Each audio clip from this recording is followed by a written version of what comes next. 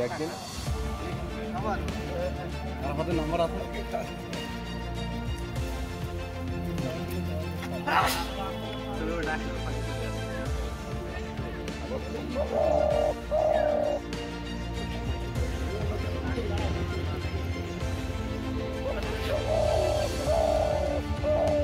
আমরা গতকালকে একটা দুর্ধর্ষ একটা অভিযানের মাধ্যমে আমরা এই পাখিগুলো উদ্ধার করি।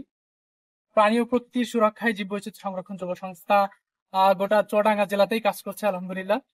এবং আমরা আমাদের হাতে এখন আছে কৃষি অর্থনীতির অন্যতম বন্ধু, পৃথিবীর বৃক্ষ বৃদ্ধিকরণের অন্যতম সহযোগী, আমাদের দেশীয় ঘুঘু পাখি, যেগুলা গতকালকে দুজন শিকারী ধরতেছিল আর কি। আমরা আমাদের টিম যে তাকে উদ্ধার করে।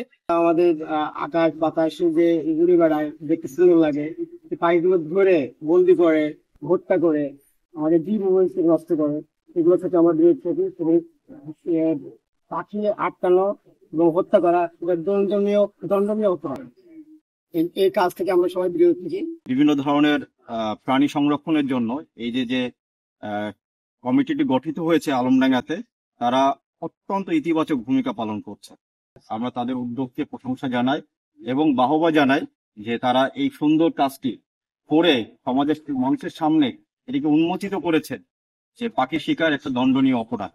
আমরা যদিও অপরাধীকে ধরতে পারিনি, কিন্তু যে শিকারগুলি 18টি ঘুঘু পাখি সেটা উদ্ধার করা সম্ভব হয়েছে এবং আজকে তাদেরকে আমরা এই মুক্ত আকাশে তাদের যে চিরন্তন যে আকাশ, সেই আকাশে সে যাতে তারা উড়ে বেড়াইতে পারে সেই জন্য আমরা অবমুক্ত করব।